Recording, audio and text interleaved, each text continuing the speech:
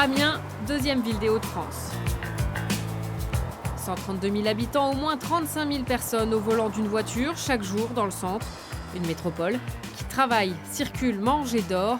Le bien-être et la ville sont-ils compatibles? Nous avons posé la question à ceux qui la traversent. Qu'est-ce que c'est pour vous le bien-être? D'être heureux, de se sentir bien, d'être cool dans ses baskets, quoi, je dirais. Moi, j'aime bien me balader, faire mon petit tour, un petit shopping. Les espaces verts, ça compte pour vous? Oui. Ça permet de faire une petite pause quand on a envie, aller dans des... De se aller se couper promener de un toute la peu, circulation des voitures. Vous avez l'air d'être très zen. Oui, peut-être. Qu'est-ce qui fait ça? Il fait beau. Oui, alors ça, on ne peut pas toujours compter dessus. Et sinon? C'est une ville qui évolue, qui laisse de plus en plus de place aux piétons, au vélo aussi, donc à une forme de bien-être. C'est une slow attitude, voilà, c'est plus lent. Arrêtons-nous justement sur quelques-uns de ces atouts bien-être. D'abord, les espaces verts. Avec 58 mètres carrés de nature par habitant, Amiens se classe 10e de France selon l'Observatoire des villes vertes. Près d'un quart des rues sont bordées d'arbres ou de plantations. On trouve encore quelques fleurs annuelles, surtout en centre-ville, mais de plus en plus avec la disparition des produits phytosanitaires, la nature change de visage en ville. On est sur une gestion beaucoup plus au long cours des massifs plutôt qu'un tapis de fleurs qu'on va enlever et remettre plusieurs fois par an. Est-ce qu'il y a une concurrence entre les espaces verts et l'activité dans une ville? Ah oui, plus que jamais. En fait, on prend de la place, donc on prend de la place au détriment du surface bâtie ou de surface circulée. L'enjeu, c'est d'avoir un équilibre le plus intéressant possible. C'est bien un choix politique, une décision politique de dire oui, il y a un intérêt collectif et il y a un intérêt pour les Amiénois d'avoir à cet endroit-là de l'espace vert. Par petites touches dans un cœur de ville, ou bien si l'on chemine jusqu'à son poumon, plus étendu, mêlé à l'eau, le vert est un service offert aux habitants, un lieu de vie, au même titre qu'une rue piétonne. On vient se faire plaisir, on vient se dépenser un peu pour la plupart, et puis ça permet de faire des rencontres avec d'autres gens qui partagent la même passion. Et si je vous dis bien-être en ville, cet endroit-là où vous venez jouer, c'est ce qui vous viendrait en premier à l'esprit? Clairement. On se sent mieux. C'est notre lieu ici. C'est là où on dégage toutes nos émotions, on fait le vide. Difficile d'imaginer une ville sans parc, sans un endroit qui permette de sortir de son appartement. L'urbain a besoin d'air, son logement revoit ses priorités. À quelques kilomètres du parc, on construit 1500 logements à terme, 27 pour ce seul bâtiment. Du logement social, collectif, mais ouvert sur l'extérieur. On a quand même eu des retours d'expérience des années 60, 70 qui ont été assez cruels et dont finalement on a profité, nous, notre génération d'architectes, et on a changé, je pense, notre pratique de faire et avec une évolution, je dirais, de la morphologie des bâtiments. C'est-à-dire qu'on n'est plus dans les grandes barres qu'on va étirer à l'infini.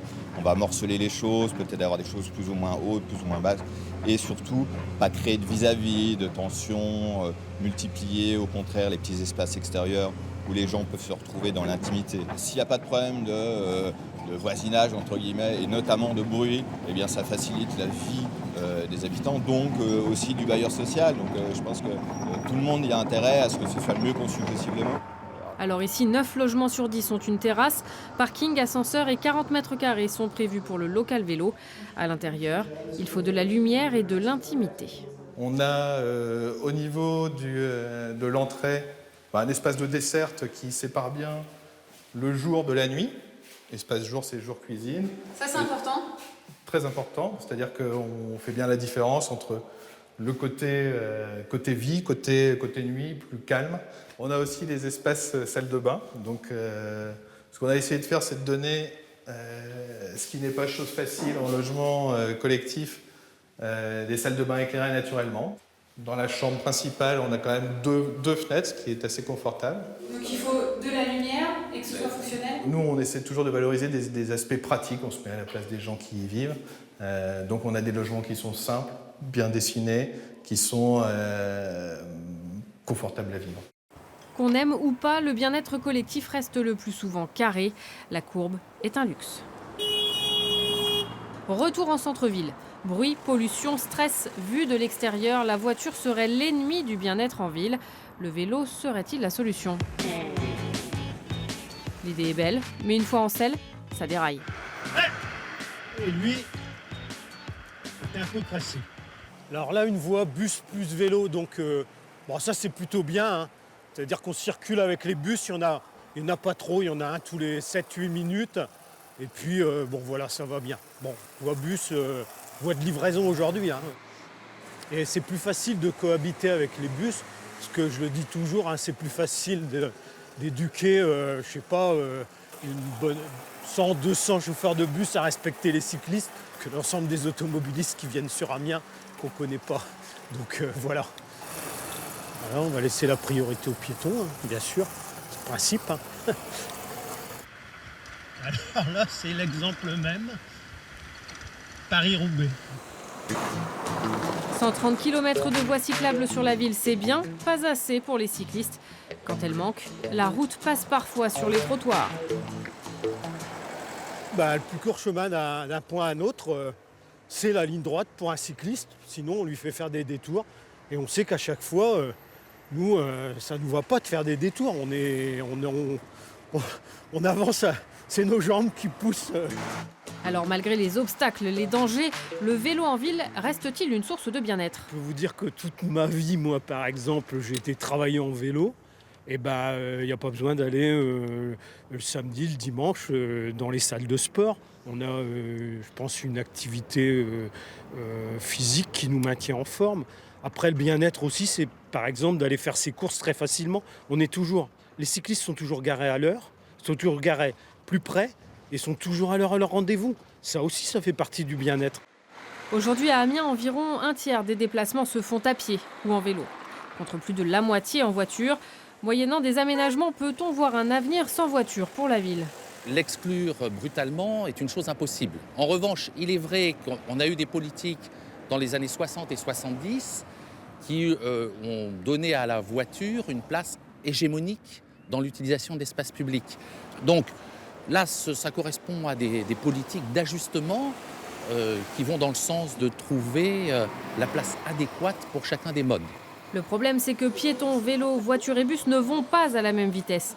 Alors deux solutions, ralentir pour cohabiter ou bien séparer les voies quand on a la place. Pour moi, on est sur le boulevard de Belfort dans un assez bel exemple qu'on peut avoir un espace public qui est d'une certaine façon segmenté entre des rôles fonctionnels différents, la voiture, le transport en commun, le piéton, tout en offrant finalement un confort de ville et un confort d'usage.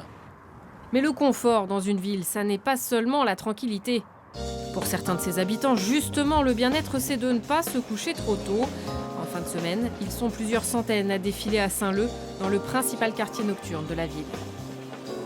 Je ne pense pas qu'Amiens puisse vivre sans ce quartier, quoi. Il en fait vraiment partie, quoi.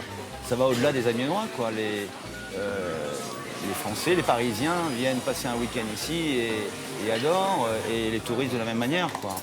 3h du matin pour les bars, 7h pour les boîtes de nuit. Ça n'est pas de tourpeau pour les riverains, comme nous l'explique Joseph, qui habite le quartier depuis 30 ans. À 1h du matin, 2h du matin. Même par moment à 7h du matin. Ça discute, puis bon, par moment ça se passe mal. Bon. Ouais. Vous, qu'est-ce que vous aimeriez pour le quartier, pour l'avenir du quartier? Qu'est-ce que vous aimeriez? Qu'il y a des gens qui chuchotent, puis pour essayer de faire 50-50 pour que tout le monde soit... Que les jeunes fassent un peu, puis que les gens comme nous, on fait...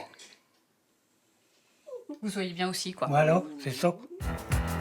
50-50, ce serait la clé du bien-être dans une ville. Partager, parce que tout le monde n'a pas les mêmes besoins. Parce que quand on est nombreux, le bien-être, c'est prendre soin de soi et des autres.